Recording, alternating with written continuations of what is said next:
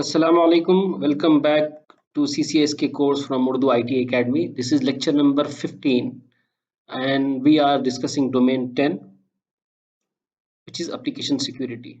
We have already discussed some part of this domain in the previous lecture, so we will continue from there. Part 1 हम पहले ही discuss कर चुके हैं पिछले lecture में, यह है पार्ट 2.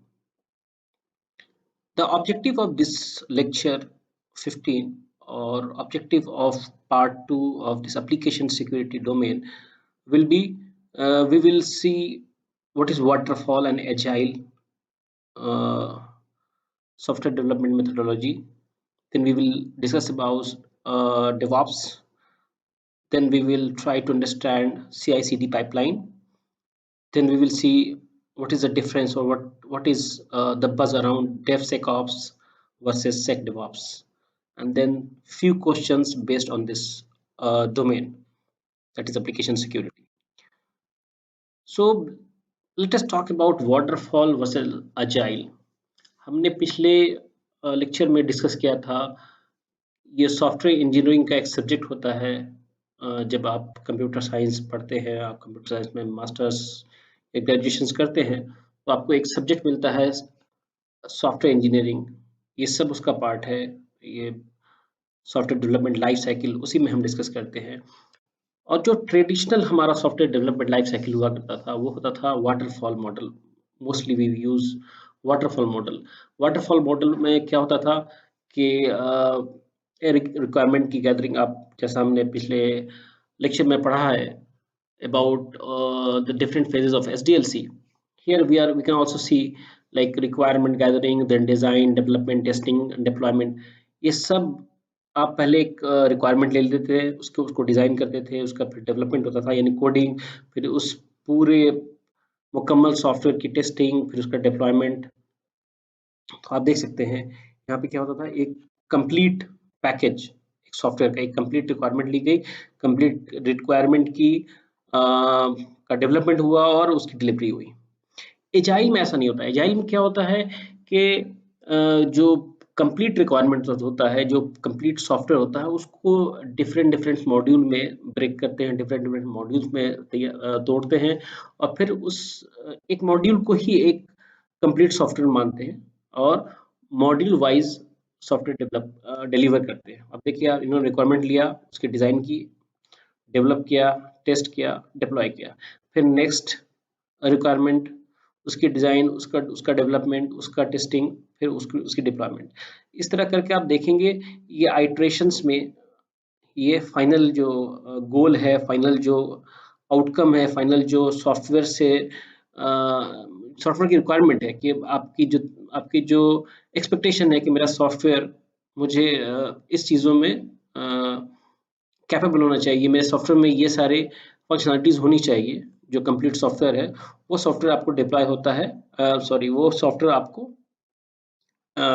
डिलीवर्ड होता है टुकड़ों में, यानी कि स्मॉल सॉफ्टवेयर के चंक्स में. तो ये है वाटरफॉल वर्सेस अजाइल का डिफरेंस. वाटरफॉल और अजाइल में जो सबसे बड़ा ये है वो है कि आज के डेट में आप देख रहे हैं सॉफ्टवेयर डेवलपमेंट बहुत रैपिड हो गया है और इनफैक्ट दुनिया बहुत तेजी से चल रही है. सॉफ्टवेयर की रिक्वायरमेंट बहुत जल्दी है. I mean people can not wait for long time to deliver A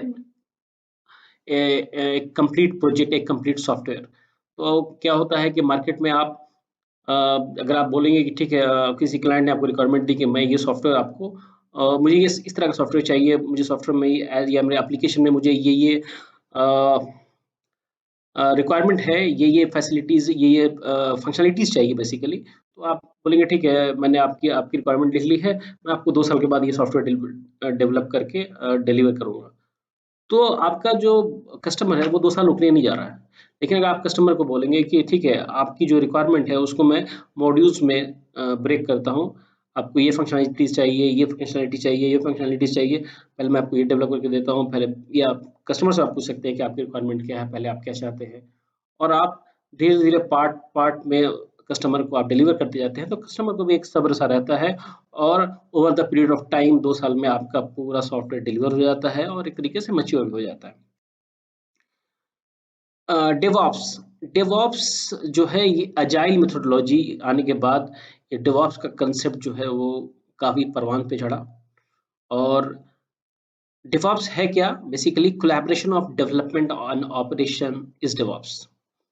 DevOps is actually A mindset, it is a culture जिसके जरिए एप्लीकेशन की क्वालिटी, स्पीड और एप्लीकेशन डिलीवरी बेहतर की जा सकती है बहुत हद तक। डेवॉप्स ऑर्गेनाइजेशन की एप्लीकेशन डिलीवरी और सर्विसेज को फास्ट करता है, जिससे ऑर्गेनाइजेशन बेहतर तरीके से कस्टमर को सर्व कर पाती है और मार्केट में मजबूती के साथ compete कर पाती है। अब देखिए, आपने जो रिक्वायरमेंट ली कस्टमर की, उसको एक छोटे-छोटे मॉड्यूल में, छोटी-छोटी रिक्वायरमेंट में आपने उसको ब्रेक किया और एक रिक्वायरमेंट को आपने डेवलप करना शुरू किया और डिलीवर करना शुरू किया। और आपका हर एक रिक्वायरमेंट वो पूरे साइकिल को, डेवऑप्स के पूरे साइकिल को फॉलो करता है और एक तरीके से आप एक मिनी प्रोजेक्ट, एक मिनी सॉफ्टवेयर आप उसको डिलीवर करते हैं, फिर आप नेक्स्ट मॉड्यूल डिलीवर करते हैं, फिर आप नेक्स्ट मॉड्यूल डिलीवर करते हैं और फिर फाइनली आप सारे मॉड्यूल को इंटीग्रेट कर देते हैं। तो आप देखेंगे आपने कैसे होता है बिल्ड, आपका सॉफ्टवेयर डेवलपमेंट कैसे होता है, बिल्ड किया आपने सॉफ्टवेयर को, जो भी आपने कोडिंग करी बेसिकली, सॉरी, आप हाँ आपने आपने जो है कोडिंग की, कोडिंग करके उसको उसका बिल्ड तैयार किया, यानी सॉफ्टवेयर रेडी किया डिलीवर करने के लिए, बिल्ड को टेस्ट किया, टेस्ट करने के बाद जब बिल्ड कंप्लीट हो गया आपने उसको रिलीज किया, कस्टमर को रिलीज करके दे दिया, कस्टमर ने उसमें से उसको उसको मॉनिटर किया, अगर कुछ उसमें इश्यूज हैं तो फिर वो फीडबैक आपको आया, आपने फिर उस उस जो बग है या वो जो शॉर्टकमिंग्स है उसको आपने कैसे दूर करना है, उसको आपने प्लान किया और फिर वो उसी फेज से बिल्ड टेस्ट रिलीज के थ्रू फिर वापस वो एक बेसिकली एक साइकिल उसने पूरा कर दिया और आपको वो डिलीवर हुआ। देखिए आप यहाँ यहाँ क्या हो रहा है, आपने प्लान किया, आपकी जो रिक्वायरमेंट थी, रिक्वायरमेंट की कोडिंग की, कोड करके आपने बिल्ड किया, बिल्ड करके टेस्ट किया, टेस्ट करके रिलीज किया। अब यहाँ पर ये जो टीम है ना, प्लान से लेकर कोडिंग, बिल्डिंग एंड टेस्टिंग तक एक डेवलपमेंट की टीम है। दूसरी तरफ ऑपरेशन की टीम है, उसको रिलीज करना, रिलीज करने के बाद डिप्लॉय करना, फिर ऑपरेट करना, मॉनिटर करना। ये दो टीमों का जो बेसिकली कोलैबोरेशन है ना, वो पहले नहीं हुआ करता था। एक टीम है जिसने रिक्वायरमेंट ली, basically we are talking about waterfall model, और कोडर ने कोड किया, उसने डिलीवर कर दिया। जो भी ऑपरेशन टीम का काम है डिप्लॉय करना, ट्रबल शूटिंग करना, या इसमें कुछ एरर्स आ रहे हैं। मुझे याद आ रहा है एक ज़माना ऑलमोस्ट 10 इयर्स बैक, जब मैंने अपना करियर स्टार्ट किया था, मैं एक कंपनी के लिए काम किया करता था और वहाँ पर बेसिकली मेरा काम था डेटा सेंटर ऑपरेशन, उनके वेब सर्वर्स को मैनेज करना, उनको उन पे जो भी वेब सर्वर्स डिप्लॉय करना और पूरा इंफ्रास्ट्रक्चर उनका बेसिकली मैनेज करना मेरा काम था। और एक तरफ डेवलपमेंट की टीम थी जो कि सॉफ्टवेयर डेवलप करती थी कस्टमर्स के लिए। तो उन्होंने सॉफ्टवेयर डेवलप किया और हमें एप्लीकेशन डेवलप किया और हमें दे दिया, मतलब हमारी टीम को या मेरी टीम को दे दिया और कहा कि भाई ये उस क्लाइंट के लिए डिप्लॉय कर दो। अब कई बार क्या होता था कि हम डिप्लॉय करने गए, अच्छा रिक्वायरमेंट क्या है, तो इसको IIS 7 पे या IIS 6 पे या अपाचे का कोई वर्जन है, इस पे आपको इसको डिप्लॉय करना है। हमने डिप्लॉय किया और एप्लीकेशन रन कर रही है, लेकिन उसमें कुछ बग आ रहा है। अब हम बात कर रहे हैं सॉफ्टवेयर डेवलपर से कि भाई ये बग क्यों आ रहा है, वो कह रहा नहीं नहीं बग नहीं है, मेरा जो टेस्ट सर्वर है उसमें बिल्कुल सही चल रहा है। होता क्या है, कोई प्लगइन है, कोई स्मॉल लाइब्रेरी है जिसकी रिक्वायरमेंट थी उनके एप्लीकेशन को, सॉफ्टवेयर डेवलपर को वो लाइब्रेरी पता है, वो प्लगइन पता है, उन्होंने अपने टेस्ट इन्वायरमेंट में इंस्टॉल करके रखा हुआ है और वो उस पर कोडिंग कर रहे हैं, वहाँ पे एप्लीकेशन बिल्कुल सही रन कर रही है। लेकिन जब वो मेरे पास आ रही है, मुझे उसका नॉलेज नहीं है या मुझे उसकी अंडरस्टैंडिंग नहीं है। मुझे तो ये है कि भाई मुझे इस एप्लीकेशन को, ये वेब एप्लीकेशन को डिप्लॉय करना है। मैंने वेब सर्वर रेडी किया, वेब सर्वर को रेडी करने के लिए जो भी चीज़ें चाहिए, ऑपरेटिंग सिस्टम से लेकर जो भी डिपेंडेंसीज है, वो सब कुछ मैंने डिप्लॉय किया और मैंने उसके ऊपर वेब एप्लीकेशन को होस्ट कर दिया। लेकिन यही वेब एप्लीकेशन कुछ एरर्स दे रहा है, उसमें कुछ बग्स आ रहे हैं या कुछ प्रॉब्लम हो रही है मुझे उसको एक्सेस करने में, या उसकी कोई फंक्शनलिटी, सपोज कीजिए आपने वेब एप्लीकेशन लाइव कर दिया, आप लॉगिन करते हैं एप्लीकेशन पर, कोई फंक्शन, कोई पेज लोड नहीं हो पा रहा है, उसमें कुछ एरर आ रहा है, उसके लिए कुछ रिक्वायरमेंट है किसी किसी तरह के प्लगइन की और मुझे पता नहीं है, तो वहाँ पे एक बड़ा गैप आ जाता था। मैं डेवलपर के पास जाऊँ, वो बोले नहीं जी मेरा काम नहीं है, मेरे यहाँ तो बिल्कुल सही चल रहा है, तुम देख लो। मुझे उसका अंदाज़ा नहीं है। तो उस हालत में क्या होता था, हमारे उसके बीच में कोलैबोरेशन नहीं होता था, यानी डेवलपमेंट टीम और ऑपरेशन टीम के बीच में कोलैबोरेशन नहीं होता था। तो डेवऑप्स ने का जो कंसेप्ट आया ना, वो बेसिकली इसी कोलैबोरेशन को लेके आया। ये जो at the end of the day customer को इस बात से कोई मतलब नहीं है कि डेवलपर क्या कर रहा है या ऑपरेशन टीम क्या कर रही है। कस्टमर को उसकी एप्लीकेशन चाहिए डिलीवर्ड। अगर उसकी एप्लीकेशन डिलीवर नहीं हो रही है, चाहे उसकी वजह जो भी हो, उसके नज़र में वो डिलीवरी नहीं है। उससे कंपनी का रिपुटेशन खराब हो रहा है। कंपनी का एम्प्लॉय मैं भी हूँ, पार्ट मैं भी हूँ कंपनी का एम्प्लॉय, और कंपनी का पार्ट डेवलपर्स भी है। तो at the end of the day service delivery खराब हो रही है। तो सर्विस डिलीवरी को कैसे बेहतर बनाया जाए, उसके लिए डेवऑप्स एक बहुत अच्छा कल्चर था, एक बहुत अच्छा माइंडसेट था। सवाल जैसा हमने डिस्कस किया, भाई DevOps DevOps dev and operation team के टीम मतलब डेवऑप्स से पहले डेव एंड ऑपरेशन टीम बिल्कुल आइसोलेशन काम करती थी। जैसे मैंने वो बताया, मैं बिल्कुल अलग काम कर रहा हूँ, डेवलपर्स बिल्कुल अलग काम कर रहे हैं और उसमें बहुत सारे कन्फ्यूजन पैदा हो रहे हैं, जिसकी वजह कर सर्विस डिलीवरी में प्रॉब्लम आ रही है। उसके अलावा मैनुअल कोड डिप्लॉयमेंट में ह्यूमन एरर्स बहुत होते थे।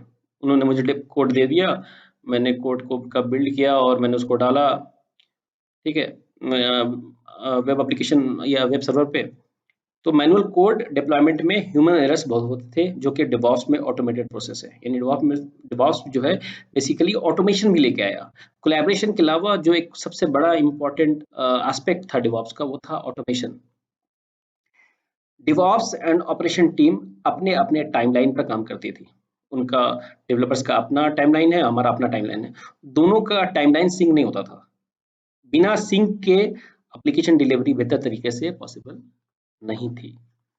तो ये रीज़न था जिसकी वजह कर डिवॉप्स ने मार्केट पकड़ा, जिसकी वजह कर डिवॉप्स काफ़ी पॉपुलर हुआ। एक केस स्टडी लेता हूँ मैं आपको, आप इस बात को समझाने के लिए। एक केस स्टडी है, plant and production management software बनाना है। एक चिप्स मैन्युफैक्चरिंग ऑर्गेनाइजेशन है।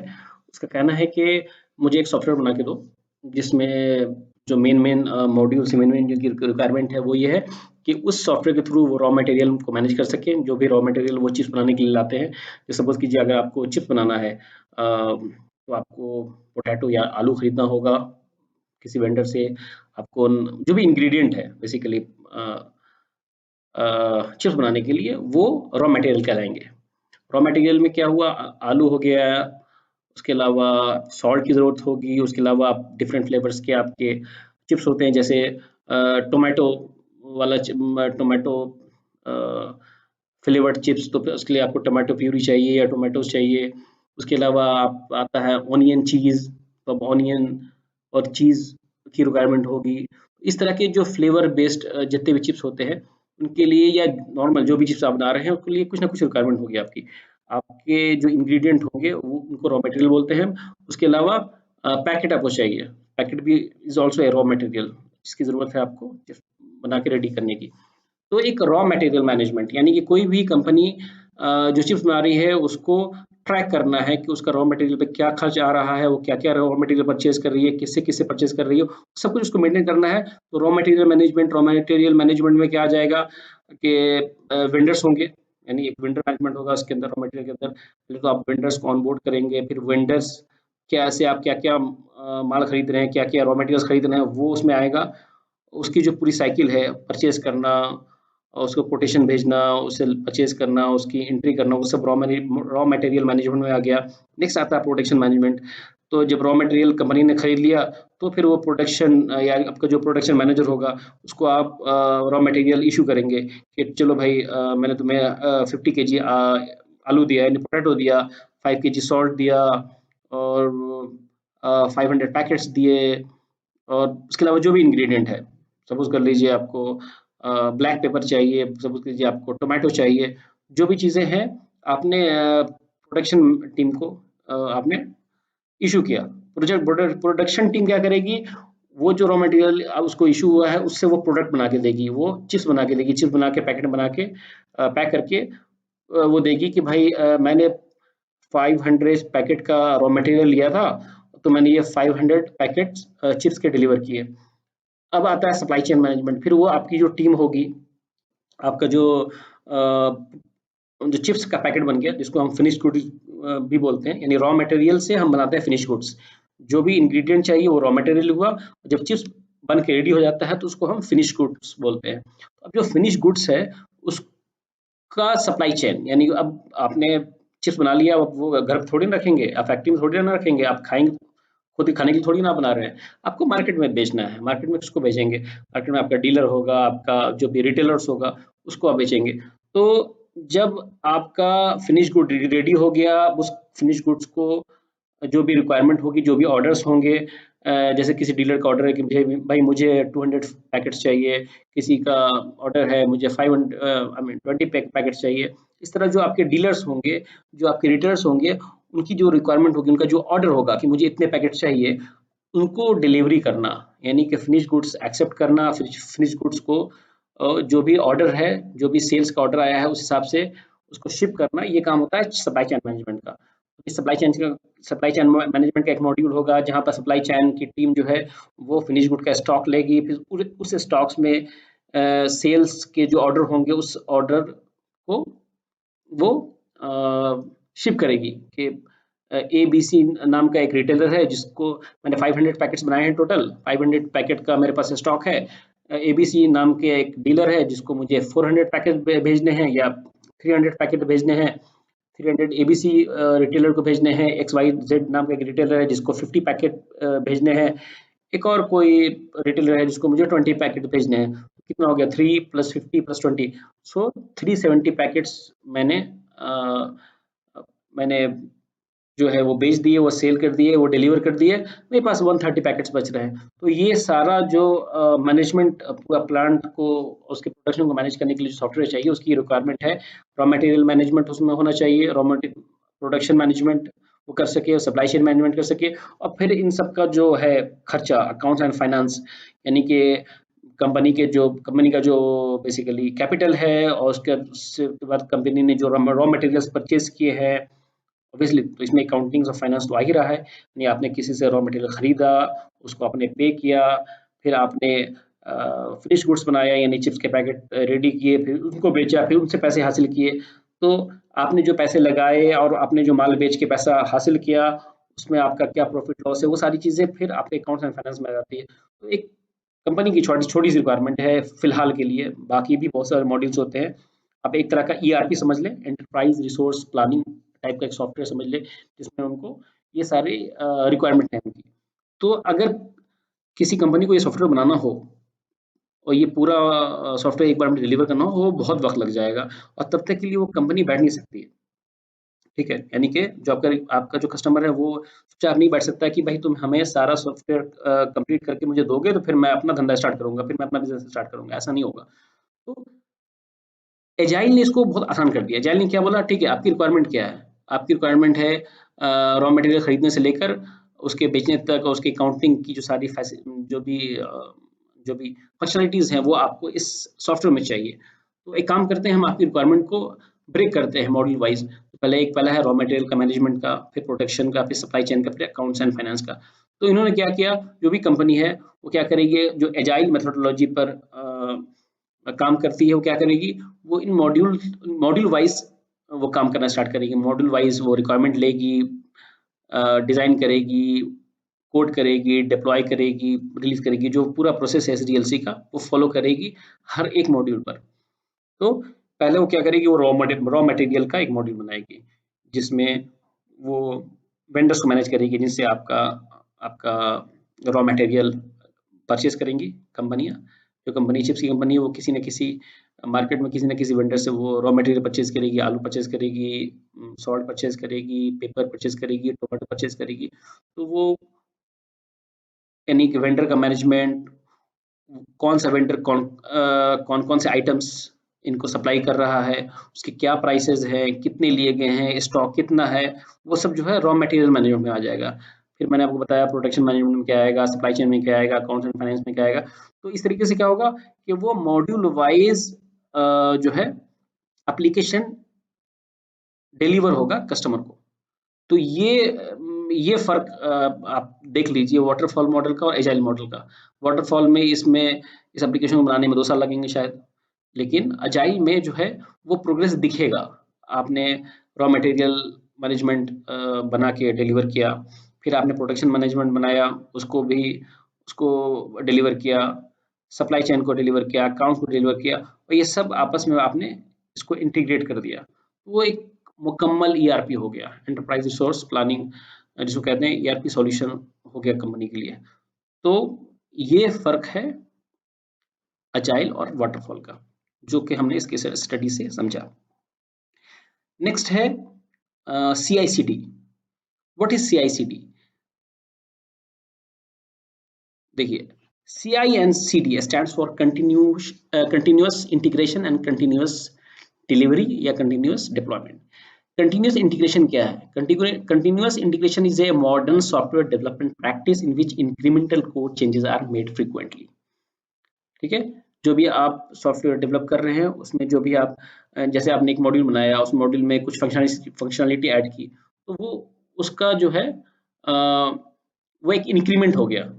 आपने जो भी फंक्शनलिटी डेवलप की थी उसमें कुछ और फंक्शनलिटी ऐड की, तो आपने एक इंक्रीमेंटल कोड चेंज किया, जो कि बेसिकली कंटिन्यूअस इंटीग्रेशन प्रैक्टिस माना जाता है या कहा जाता है। उसके बाद आता है continuous delivery. Continuous delivery is the automated delivery of completed code to environment like testing and development। आपने जो चेंजेस किए उस चेंजेस के साथ वो जो कोड है वो उठा के दे दिया गया टेस्टिंग टीम को, टेस्टिंग टीम ने उसकी टेस्टिंग की, तो वो हो गया continuous delivery, the automated delivery of completed code to environment like testing and development. Testing team ने उसको चेक किया, जो भी हुआ ठीक है, टेस्टिंग ने कहा हाँ जी ओके है। फिर नेक्स्ट आता है कंटिन्यूस डेवलपमेंट। फिर every changes that passes the automated test is automatically placed in the production। ये सब कुछ ऑटोमेटेड हो रहा है, यानी कि आपने एक सॉफ्टवेयर बनाया, उसमें कुछ और ऐड किया, जैसे आपने पहले क्या था, रॉ मटेरियल का मैनेजमेंट का आपने रेडी कर लिया, अब उस रॉ मटेरियल मैनेजमेंट में आपने एक और मॉड्यूल ऐड किया, यानी कि वो ईआरपी जो आप बना रहे हैं पूरा कंप्लीट, उसमें आपने रॉ मटेरियल का वाला दे दिया, फिर आपने उसमें एक फंक्शनलिटी ऐड करी प्रोडक्शन वाली। तो अब क्या हुआ, नेक्स्ट टाइम जो बिल्ड जाएगा वो जाएगा रॉ मटेरियल प्लस प्रोडक्शन। अब जो क्लाइंट को सॉफ्टवेयर दिखेगा, जो फंक्शनलिटीज दिखेंगे उसमें दिखेंगे रॉ मटेरियल प्लस प्रोडक्शन। फिर नेक्स्ट टाइम जो जाएगा उसमें raw material plus production plus supply chain. तो इस तरीके से आप जो हर बार जो आइटरेशन में सॉफ्टवेयर जो आप डिलीवर कर रहे हैं वो बेसिकली इसी पाइपलाइन के थ्रू जाता है, CI/CD पाइपलाइन के थ्रू। आप देख रहे हैं कोड एंड बिल्ड, आपने कोडिंग करी, बिल्ड की, उसको वो है एजाइल डेवलपमेंट। आप छोटे छोटे चंक में जो है आप कोडिंग कर रहे हैं, उसका बिल्ड बना रहे हैं, वो हो गया एजाइल डेवलपमेंट। फिर उसको आप इंटीग्रेट करते हैं और टेस्ट करते हैं, तो वो हो गया कंटिन्यूअस इंटीग्रेशन। देखिए यहाँ से यहाँ तक कोड बिल्ड इंटीग्रेट टेस्ट तक ये हो गया कंटिन्यूअस इंटीग्रेशन। फिर जब उसकी टेस्टिंग हो गई, तो अब वो आप उसको आपने देखा कि वो बिल्कुल परफेक्ट है, कोई प्रॉब्लम नहीं है, जो भी टेस्टिंग वेस्टिंग करनी थी हमने टेस्ट कर लिया, now it is ready to release. तो अब जो यहाँ से यहाँ तक की जो वो है वो कहलाएगा कंटिन्यूअस डिलीवरी, रिलीज कर दिया आपने। नेक्स्ट आता है कंटिन्यूअस डिप्लॉयमेंट। अब डिलीवरी का मतलब हो गया टेस्टिंग वेस्टिंग हो गया, सब कुछ हो गया, रेडी हो गया, अब उसको डिप्लॉय करना है। आप कहाँ डिप्लॉय करना है, क्लाइंट साइड पे आपने डिप्लॉय किया, ये हो गया कंटिन्यूअस डिप्लॉयमेंट। और ये जो पूरा प्रोसेस है agile development, continuous integration, continuous delivery, continuous deployment, CI/CD, ये जो है ये बेसिकली डेवऑप्स का पार्ट है, यानी कि CI/CD is a part of DevOps. So ये पूरा जो प्रोसेस है ये डेवऑप्स है, और इसमें जो ये जो आपकी एक्टिविटीज है इंटीग्रेट करने की, इंटीग्रेशन टेस्टिंग की, वो है कंटिन्यूअस इंटीग्रेशन, फिर आपकी रिलीज करने वाली है वो डिलीवरी तक है, और फिर आप फाइनली जब डिप्लॉय करते हैं तो वो कंटिन्यूअस डिप्लॉयमेंट कहलाता है। In a nutshell, CI is a set of practices performed as a developers performed as developers are writing code, and CD is a set of practices performed after the code is completed। तो CI/CD, ठीक है, CI is a set of practices performed as a developer are writing codes। जो developers code लिख रहे हैं, यानी कि जो भी वो पिछला जो भी सॉफ्टवेयर का पैकेज है उसमें वो कुछ कोड एडिशन कर रहे हैं, कुछ फीचर्स ऐड कर रहे हैं, और उसको फिर वो उसको बंडल बना के फिर आगे भेजते हैं टेस्टिंग के लिए। तो वो बेसिकली सीआई है, यानी कंटिन्यूस इंटीग्रेशन है। फिर नेक्स्ट आता है सीडी। सीडी में आपने देखा, सीडी में दो चीजें हैं, एक है डिप्लॉयमेंट, एक है डिलीवरी। तो डिलीवरी हमने देखा, डिलीवरी क्या है, हमने देखा कि टेस्टिंग इन्वायरमेंट को जो इंटीग्रेटेड, जो कंटिन्यूस इंटीग्रेशन, यानी कि जो आप दो जो कोड में कुछ भी चेंजेस नया करके जब आगे भेज रहे हैं टेस्टिंग के लिए, वो हो गया आपका कंटिन्यूस डिलीवरी। और फिर जब सब कुछ रेडी हो जा रहा है, हाँ आपने कोड राइट कर लिख दिया, आपके कोड बिल्कुल टेस्टेड है, now this is ready to be shipped, now this is ready to be delivered, तो फिर आप उसको डिप्लॉय करते हैं क्लाइंट साइड पर, उसको बोलते हैं कंटिन्यूस डिप्लॉयमेंट। ठीक है। अगला जो टॉपिक है वो डेवसेकऑप्स वर्सेस सेकडेवऑप्स है। हमने देखा होगा, कई बार हमें ये वर्ड कंफ्यूज भी करता है, कभी हम देखते हैं इसको डेवसेकऑप्स, कभी हम सुनते हैं डेवसेकऑप्स। तो डेवसेकऑप्स और सेकडेवऑप्स में फर्क क्या है? DevSecOps जो है वो फोकस करता है, DevSecOps focus on integrating testing tool into your development pipeline. However, the focus on tool loses the project context and introduce a trade-off between speed and security. देखिए, जब वाटरफॉल मॉडल में क्या हुआ करता था, हमें कंप्लीट सॉफ्टवेयर बनाना होता था, कंप्लीट सॉफ्टवेयर रेडी हो गया, फिर हम लास्ट में उसकी टेस्टिंग करते थे, जो भी सिक्योरिटी टेस्टिंग वगैरह होती थी वो हम करके वो सॉफ्टवेयर डिलीवर करते थे। उस केस में क्या होता था कि कई बार जो है सिक्योरिटी जो है वो ओवरलुक्ड हो जाती थी, और बाद में उसकी जो सिक्योरिटी के जो कंसर्न होते थे वो बाद में डिलीवरी के बाद पता चलते थे कि यहाँ पर ये छूट गया, यहाँ पर ये बग्स हैं, यहाँ पर ये वल्नरेबिलिटीज हैं। डिवॉप्स जब आया तो डिवॉप्स ने क्या किया, डिवॉप्स ने बेसिकली इसमें कोई रिवॉल्यूशन नहीं लाया था। डिवॉप्स ने सॉफ्टवेयर डेवलपमेंट मेथडोलॉजी में रिवॉल्यूशन लाया था। उसने क्या किया था कि उसने बड़े सॉफ्टवेयर की जगह छोटे छोटे चंक में सॉफ्टवेयर तोड़ के बनाने शुरू कर दिए थे। लेकिन यहाँ पे भी डेवसेकऑप्स यानी कि डिवऑप्स के केस में भी जो सिक्योरिटी का जो पार्ट था ना, वो आता था कब आता था? टेस्टिंग साइड में। जब आप देख रहे हैं, देखिए ये टेस्ट जब आते थे, जब टेस्ट के साइड में आते थे, यानी कि जब आप टेस्टिंग स्टेज में पहुंचते थे, तब आपको सिक्योरिटी की याद आती थी। अच्छा, टेस्टिंग में आ गए, अब हमें इस एप्लीकेशन की टेस्टिंग करनी है। टेस्टिंग क्या करनी है? जो भी आपके सैस डैश, जो भी आपके secure coding review, secure code review वगैरह जो भी करना होता था, वो सब इस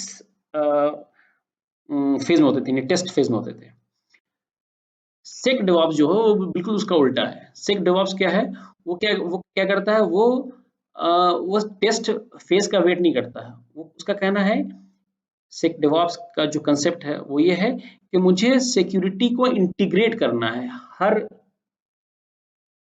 फेज में। SecDevOps is a software development and deployment process that places security as the first step in the life cycle. हमें सिक्योरिटी की याद टेस्ट फेज में जाने के बाद नहीं आएगी, हमें सिक्योरिटी की याद फ्रॉम द डे वन आएगी, जब हम उसको डिजाइन कर रहे होंगे एप्लीकेशन को। मतलब जब हम रिक्वायरमेंट ले रहे हैं, रिक्वायरमेंट के वक्त से हमें ध्यान में रखना होगा कि इस तरह की रिक्वायरमेंट के लिए हमें क्या क्या सिक्योरिटी, इस तरह के सॉफ्टवेयर रिक्वायरमेंट के लिए हमें क्या क्या सिक्योरिटी कंसर्न्स होंगे, उनकी क्या क्या सिक्योरिटी रिक्वायरमेंट होगी। फिर डिजाइन फेज में उसी का ध्यान रखा जाएगा, फिर कोडिंग उसी के अकॉर्डिंग की जाएगी, फिर उसी के अकॉर्डिंग उन सब सिक्योरिटी कंसर्न्स को ध्यान में रख के कोडिंग की जाएगी, उसका बिल्ड तैयार किया जाएगा, फिर उन सबको ध्यान में रखकर सिक्योरिटी टेस्टिंग भी होगी, फिर release, maintain, every stage of software development life cycle ये सेक डेवऑप्स जो है सिक्योरिटी को इंश्योर करेगा। और यहीं से स्टार्ट होता है। जब सेक डेवऑप्स का कंसेप्ट आता है, तब कंसेप्ट आता है SSDLC का। इससे पहले SDLC था, software development life cycle. Agile आने की वजह कर जो है वो थोड़ा चेंज हो गया था, और अजाइल का एक बहुत बड़ा हाथ था डेवसेकऑप्स को बेसिकली डेवऑप्स को इवॉल्व करने में। ठीक है, तो ये फर्क है डेवसेकऑप्स और सेक डेवऑप्स का। यानी कि डेवऑप्स के केस में सिक्योरिटी की याद आती है टेस्टिंग फेज में जाके। सेक डेवऑप्स का कहना है कि नहीं, मुझे सिक्योरिटी का ख्याल रखना है हर एक फेज में। From the beginning I am going to consider security aspect of the application. ठीक है, नेक्स्ट है एपसेक इन क्लाउड। देखिए हम जो भी पढ़ रहे हैं, हमने अब तक जो कुछ भी पढ़ा है इस यानी CCSK में, वो उसका मकसद ये नहीं था। एप्लीकेशन सिक्योरिटी जो है वो क्लाउड का पार्ट नहीं है। एप्लीकेशन सिक्योरिटी तब भी था जब क्लाउड नहीं था। हमारा पढ़ने का मकसद ये है कि क्लाउड आने के बाद जब हम क्लाउड में एप्लीकेशन डिप्लॉयमेंट कर रहे हैं, एप्लीकेशन की डिलीवरी कर रहे हैं, तो क्लाउड में हमारा क्या कंसर्न है, क्या इश्यूज है एप्लीकेशन सिक्योरिटी को लेकर। तो threat modelling is very whittle for application security in cloud because of the change in security model in cloud. Threat modelling जो है उसका कंसेप्ट बहुत ज़रूरी है क्लाउड में। क्योंकि क्लाउड में जो है आपका जो सिक्योरिटी मॉडल है वो है रिस्पॉन्सिबिलिटी वाला मॉडल है, मतलब शेयर्ड रिस्पॉन्सिबिलिटी मॉडल है, जहाँ सारी जिम्मेदारियां आपकी नहीं होती हैं। तो कुछ सिक्योरिटी की जिम्मेदारियां क्लाउड सर्विस प्रोवाइडर की होती हैं, कुछ आपकी होती हैं। तो जब आप थ्रेट मॉडलिंग कर रहे होंगे तो इस बात को आपको ध्यान में रखना होगा कि यहाँ पर सब कुछ मेरे कंट्रोल में नहीं है। तो जो पार्ट क्लाउड सर्विस प्रोवाइडर के कंट्रोल में है उससे रिलेटेड क्या थ्रेट्स हो सकते हैं, वो थ्रेट मॉडलिंग करते वक्त आपको ध्यान रखनी होगी। इसलिए थ्रेट मॉडलिंग बहुत इंपॉर्टेंट हो जाता है क्लाउड के केस में। यानी क्लाउड के केस में, एप्लीकेशन डेवलपमेंट के केस में जो है वो थ्रेट मॉडलिंग बहुत इंपॉर्टेंट हो जाता है। या ये आप कह सकते हैं थ्रेट मॉडलिंग का जो इंपॉर्टेंस बहुत बढ़ जाता है क्लाउड के केस में। The cloud and DevOps go hand in hand.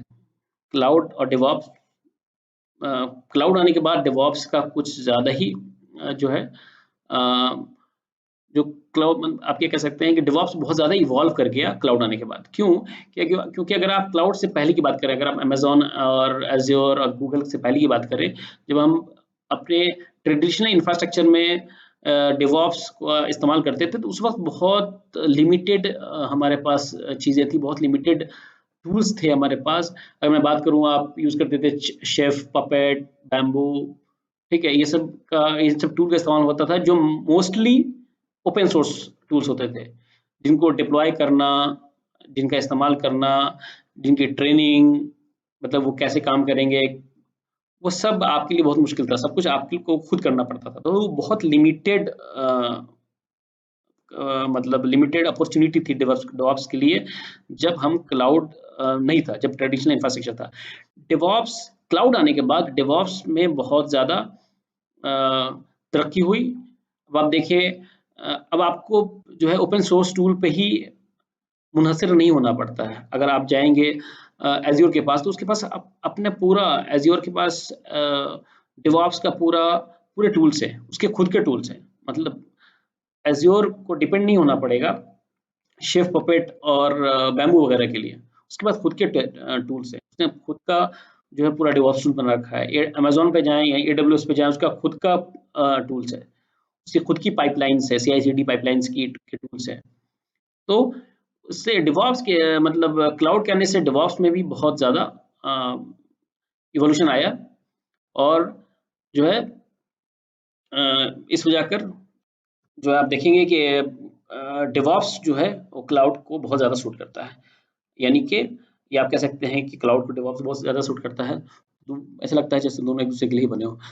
Next आता है, यानी कि नेक्स्ट आता है cloud computing. Cloud computing enables automation of various task such as deployment and scaling, allowing DevOps team to work more efficiently. Cloud के आने की वजह कर आपका बहुत सारे टास्क थे, जैसे कि डिप्लॉयमेंट हो गया, स्केलिंग हो गया, ये सब जो है इससे DevOps टीम को बहुत आसानी हो जाती है। यानी पहले अगर DevOps टीम को स्केल करना था, किसी इंफ्रास्ट्रक्चर को स्केल करना है, तो बहुत बड़ा प्रोसेस था। आप भी समझ ही रहे हैं, जब आप ऑन प्रेम इंफ्रास्ट्रक्चर हुआ करता था, आपको स्टोरेज बढ़ाना है तो वो कितना बड़ा सरदर्द हुआ करता था। आज क्लाउड के केस में क्या है, स्केलिंग करनी है, स्टोरेज बढ़ाना है, फौरन फौरन बढ़ जाएगा। तो डिवॉप्स टीम्स के लिए बहुत आसान हो गया आज के डेट में काम करना, यानी ये क्लाउड के एनवायरनमेंट में काम करना। The rise of micro services, आपको पता है पहले जो हमारे सॉफ्टवेयर होते थे वो मोनोलिथिक हुआ करते थे। यानी कि उनका मतलब अगर दो सॉफ्टवेयर है और मैं चाहता हूँ कि दोनों सॉफ्टवेयर को इंटीग्रेट कर दूं, तो ये आसान नहीं था, पहले पॉसिबल नहीं था, कई बार तो पॉसिबल भी नहीं था। बट आप देख रहे हैं, आप आज के डेट में माइक्रो सर्विसेज हैं, API बेस्ड इंटीग्रेशन है।